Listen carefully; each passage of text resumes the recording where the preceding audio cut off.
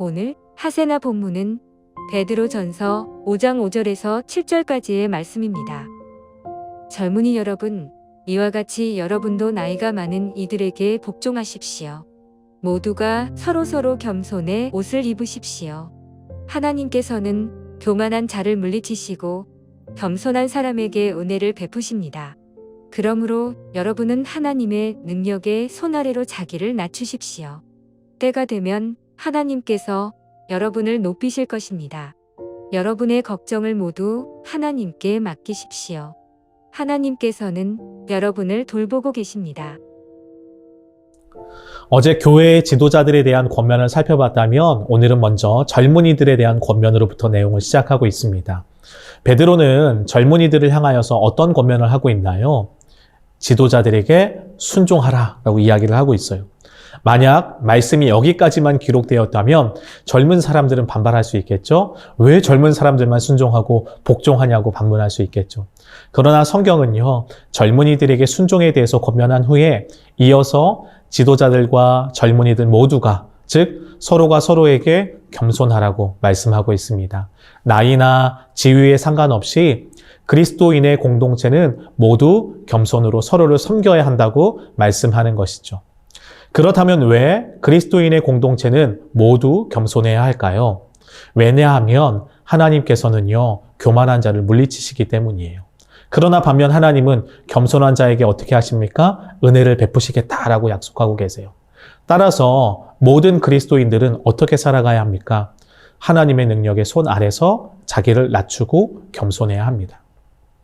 자신의 뜻을 고집하거나 자신의 권위를 막 내세우는 것이 않아야 된다는 거죠. 하나님께서는 그렇게 겸손하게 섬김의 자리로 나아간 이들을 어떻게 하시겠다고 약속하시나요? 주님의 때가 되면 그들을 높이시겠다라고 약속하십니다. 그리고 이어서 어떤 말씀이 나옵니까? 모든 걱정과 염려를 하나님께 맡기라고 권면을 하고 있어요. 여러분, 왜 우리가 모든 걱정과 염려를 다 하나님께 맡길 수 있을까요? 왜냐하면 바로 하나님께서 자신의 백성들을 친히 돌보시고 있기 때문입니다. 제가 오늘 살펴보고 싶은 것은요, 이 하나님의 능력의 손이에요. 여러분, 구약의 배경에서 하나님의 능력의 손은 어디에서 등장할까요? 가장 대표적인 것이 바로 출애굽 사건에서 나와요. 하나님께서 이스라엘 백성이 이집트에서 노예 생활을 하면서 억압받고 있을 때에 어떻게 해주셨나요? 능력의 손을 펼치셔서 그들을 이집트의 억압으로부터 구원해 주셨습니다. 그리고 그들을 인도해 주셔서 어떻게 하셨죠? 동행하시며 친히 약속의 땅으로 인도해 주셨어요. 지금 흩어진 나그네로 살아가는 하나님의 백성된 교회는요, 어려움에 처하고 있습니다. 교회가 외부적인 핍박에 노출되기 시작하면서 힘든 일이 생긴 것이죠. 그런데 이렇게 외부적인 핍박에 노출되면서 어려움을 당하면 교회는 어떻게 될까요? 흔들리게 됩니다. 처음에는 외부적 요인 때문에 흔들렸다면 이제는 시간이 점차 지나면서 그 어려움을 극복하지 못하면 내부적 문제가 드러나면서 교회가 더욱 흔들리게 될 때가 많아요. 그렇게 흔들리는 교회는 어떤 모습을 보이냐면 서로가 서로를 불신하게 되고 결국 각자의 자기만의 주장을 내세우면서 분열하는 공동체, 그리고 교회로서의 부르심을 온전히 감당하지 못하게 되는 모습을 우리는 많이 보게 되는 것이죠. 베드로는 지금 교회가 이러한 어려움을 극복하고 도리어 어려움 속에서 더욱 강건함으로 나아가기를 소망했습니다. 그래서 어떻게 권면하고 있습니까? 서로가 서로에게 겸손으로 무장하여 섬기길 원했습니다. 그래서 교회가 어려움이 있지만 분열된 모습을 보이는 것이 아니라 고난 속에서도 핍박 속에서도 더욱 하나가 되길 바라는 마음이 있었던 것이죠.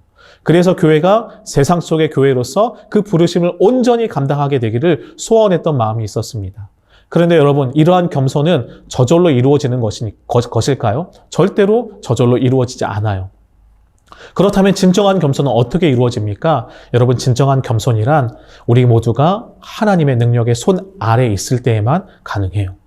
고난과 핍박을 이기는 것은요, 우리 스스로의 힘을 의지할 때 가능한 것이 아니라 무엇을 기억해야 합니까? 출애굽의 역사를 이루신 하나님께서 그 우리에게 베푸신 은혜를 기억하며 그 은혜를 의지할 때에 가능하다는 것을 지금 일깨우고 있는 것이죠. 그래서 현재는 비록 고난으로 인해 어려움에 처했지만 하나님의 때가 되면 하나님의 능하신 손으로 우리를 구원해 주실 것을 신뢰하며 그렇게 나아가야 한다고 이야기하고 있는 것입니다. 겸손은 바로 그 하나님 능하신 손 아래에서 서로를 존중하고 섬길 때 가능하게 되는 것이죠. 또한 이렇게 하나님의 능하신 손을 믿는 우리는 어떻게 살아갈까요? 7절 말씀처럼 우리의 모든 염려와 걱정을 하나님께 맡기는 삶을 살아갑니다. 왜냐하면 능력의 하나님께서 우리의 삶을 돌보고 계심을 우리가 알고 있기 때문이죠. 세상을 살아가는 그리스도인으로서 우리에게 필요한 믿음은 바로 이것입니다.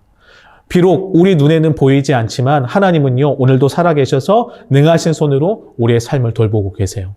이스라엘 백성이 고통 가운데 신음했을 때에 그 음성을 듣고 친히 그들의 삶에 찾아가 주셔서 그들을 구원해 주신 그 능력의 하나님께서요, 오늘도 우리 삶을 돌아보고 계시고요. 우리의 간절한 부르짖음을 들으시고 응답하셔서 우리에게 구원의 손길을 베풀어 주신다는 것입니다. 사랑하는 성도님들, 그래서 오늘 하루 이러한 하나님의 능하신 손을 우리가 의지하며 살아갔으면 좋겠습니다. 비록 세상을 살아가면서 우리 삶에는요, 여러 가지 염려와 근심이 있고 또 공동체적으로 때로는 어려움을 당하기도 하지만 우리가 그 하나님의 능하신 손을 신뢰하며 겸손히 그분을 의지하고 서로를 신뢰하고 존중할 때에 우리는 어떤 것들을 누릴 수 있게 되나요? 하나님께서 우리 삶에 개입하셔서 친히 돌보신다는 것을 경험할 수 있고요. 그래서 우리 삶에는 무엇이 경험되어집니까? 결코 세상에서는 누릴 수 없는 하늘의 기쁨과 평강을 누리게 되는 것이죠. 그 하늘의 기쁨과 평강을 누린 사람들은 세상의 어떤 방해와 핍박에도 불구하고 어떻게 살아가게 될까요? 하나님께서 우리에게 주신 부르심을 따라 그 삶을요, 충성되이 걸어갈 수 있게 되는 것이죠. 오늘 하루도 그 능하신 하나님, 전능하신 하나님 손 아래 우리의 삶이 있음을 기억하며 오늘도 그분께 우리의 삶을 온전히 내어 맡겼으면 좋겠습니다. 그리하여 우리에게 허락된 부르심을 온전히 감당하는 우리 높은 뜻 푸른교회 성도님들의 삶이 되었으면 좋겠습니다. 기도하겠습니다. 하나님은 오늘도 살아계셔서 그 능하신 손으로 우리의 삶을 돌보고 계시며 온 세상을 주관하고 계심을 믿습니다. 하나님, 때로는 우리가 세상을 살아가면서 근심과 걱정이 생기기도 하고 핍박 때문에 어려움도 생기지만 하나님, 그 어려움과 고민과 근심 때문에 우리 삶을 그냥 염려 속에 내버려 두는 것이 아니라 능하신 하나님의 손을 기억하며 하나님 앞에 우리의 삶을 내어 맡길 수 있도록 인도하여 주시옵소서. 그리하여 세상에서는 맛볼 수 없는 진정한 평안과 기쁨을 맛보게 하여 주시고 우리에게 주어진 부르심을 온전히 감당하여 순종하는 우리의 삶이 될 수 있도록 인도하여 주시옵소서. 그렇게 이끌어 가실 주님을 찬양합니다. 예수님의 이름으로 기도합니다. 아멘.